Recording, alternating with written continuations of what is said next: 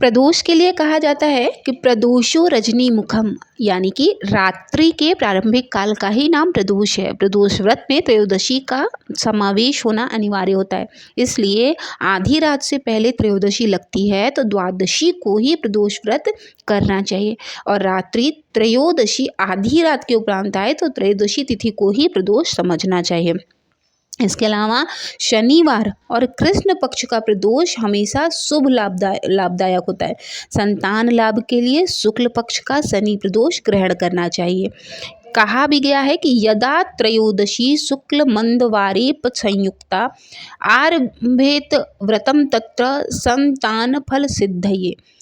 हर व्रत, जैसे कि आप प्रदोष व्रत अगर शुरू करना चाहते हैं, कृष्ण पक्ष से शुरू करें या शुक्ल पक्ष से शुरू करें, तो देखिए कृष्ण पक्ष और शुक्ल पक्ष को 15-15 दिनों में, जैसा कि हम सब जानते हैं कि बांटा गया है। ठीक है, कहा जाता है कि एकादशी जो है प्रयास यही करें कि एकादशी को शुक्ल पक्ष से शुरू करना चाहिए, लेकिन जहाँ पर शिव जी की बात आती है वहाँ पर कोई उनकी जितनी भी आप शिव पुराण अगर पढ़ेंगे, शिव महापुराण, तो उसमें लिखा हुआ है कि उनके लिए कोई ऐसा नियम नहीं है कि आप इसी दिन से उठाएं या ऐसे उठाएं। हर समस्या के लिए अलग अलग एकादशी है और इसीलिए इसका दिन निर्धारित है, तो इसमें पक्ष महत्वपूर्ण नहीं है। जैसा कि अगर सौम्य प्रदोष यानी कि सोमवार को पड़ने वाली प्रदोष होती है तो वो महादेव को प्रसन्न करने के लिए होती है।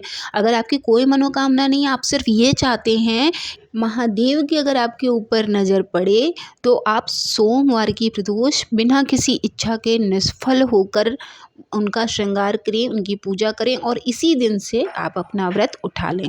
कहा जाता है कि आप अपनी नज़रों से महादेव को प्रतिदिन देखते हैं, लेकिन जिस दिन महादेव आपको अपनी नज़रों से देख लेंगे उस दिन आपका कल्याण अवश्य ही हो जाएगा।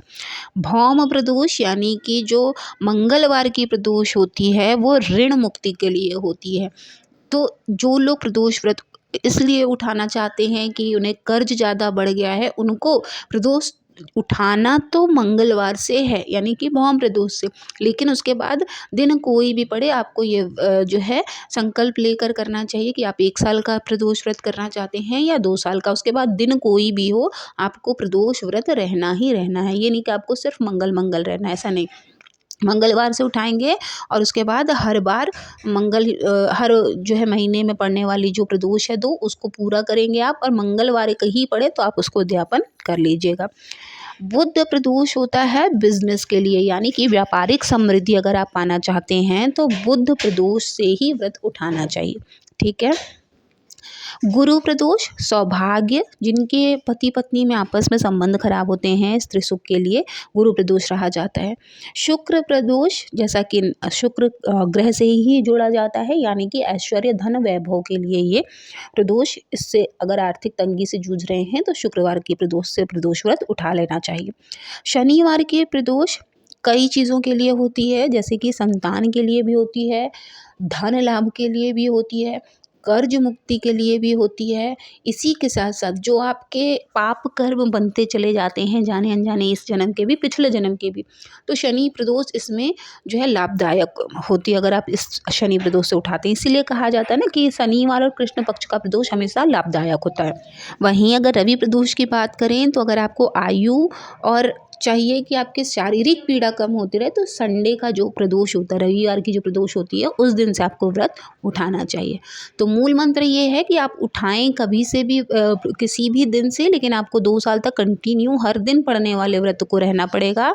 और उसके बाद जब आप उद्यापन करिएगा तो प्रयास यही करिए कि उसी दिन जिस दिन आप उठा रहे हैं, रविवार की जब प्रदोष पड़े 2 साल बाद आप उसको उद्यापन आप कर सकते हैं। या आजीवन का लेना चाहें तो प्रदोष में आप आजीवन का भी ले सकते हैं। इसमें कुछ ऐसी कठिन नियम की बात नहीं है, लेकिन हाँ ये ज़रूर है कि आपको देखिए प्रयास यही किया करिए कि जब भी आप व्रत हों तो एक दिन पहले से ही नियम का धारण करना शुरू कर दें कि शाम को एटलीस्ट सात्विक भोजन ही करें, तामसिक भोजन ना करें। अब बात कर लेते हैं कि जिनके घर में शिवलिंग नहीं है वो कैसे पूजा करेंगे। तो जिनके शिवलिंग नहीं है वो पार्थिव शिवलिंग का भी निर्माण करके पूजा कर सकते हैं। इसके अलावा अगर आपके पास शिव जी की तस्वीर है तो आप उसकी भी पूजा कर सकते हैं। अब आप चढ़ाएंगे कैसे तस्वीर पर, क्योंकि पार्थिव शिवलिंग पर तो आप चढ़ा लेंगे, लेकिन अगर आप तस्वीर रखें और आप चाह रहे हैं कि पूजा करना है तो जो पुष्प होता है, आप पुष्प ले लीजिए गेंदे का, उसमें किसी में आप जैसे सबसे पहले उनको इत्र लगाना है तो पुष्प में इत्र करके भी आप लगा चढ़ा सकते हैं, पहला पुष्प। दूसरा पुष्प आप चढ़ाइए, उसके बाद भभूति लगाई जाती है, भभूति चढ़ा दीजिए। तीसरा अभ्रक, फिर उसके बाद चौथा गुलाल। इस तरह करके काली तिल, धतूरा, शमी पत्र, बेल पत्र, जितनी भी चीज़ें आपको चढ़ानी है शिव जी को, उतनी ही चीज़ें आप पुष्प में करके आप उन्हें समर्पित करते चले जाएंगे। ठीक है। इसके बाद जो दीपदान आप करेंगे उसको किसी डायरेक्ट ज़मीन पर रख कर नहीं करेंगे, किसी पात्र में या तो रख दीजिएगा, या आप जिस दिए को लेंगे उसके नीचे आप कोई अक्षत चावल रख सकते हैं, या फिर पुष्प ही बिछाकर आप उसके ऊपर जो है दीपक रख सकते हैं। दीपक को कहा जाता है खाली भूमि पर नहीं रखा जाता है।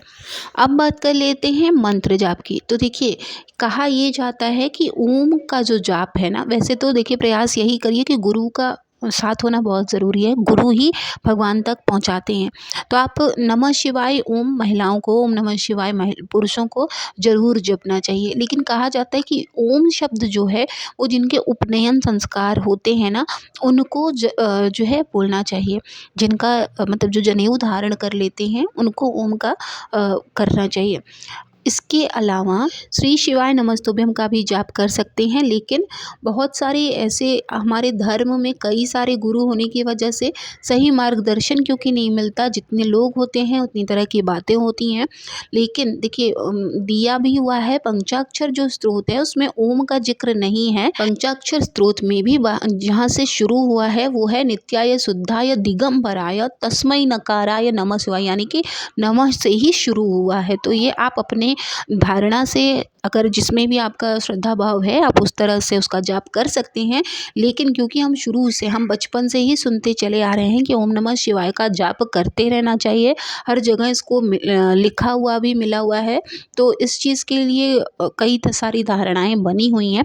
लेकिन हाँ, महिलाओं और पुरुषों के लिए ओम का उच्चारण अलग अलग तरीके से है। महिलाएं बाद में करेंगी और पुरुष जो हैं वो ओम का उच्चारण पहले करेंगे। इसके अलावा बात कर लेते हैं कि प्रदोष व्रत का पारण कब करना चाहिए। तो सूर्यास्त के 6 घड़ी उपरांत तक ही प्रदोष माना जाता है, अतः इसी समय के मध्य व्रत को तोड़ लेना चाहिए और उसके बाद आपको पारण कर लेना चाहिए। यानी कि अगले दिन जब सूर्योदय हो जाएगा, आप अपना नित्य क्रिया कर लेंगे, पूजा पाठ कर लेंगे, दान कर लेंगे, उसके बाद आपको पारण कर लेना है। इसके लिए कोई शुभ मुहूर्त नहीं होता।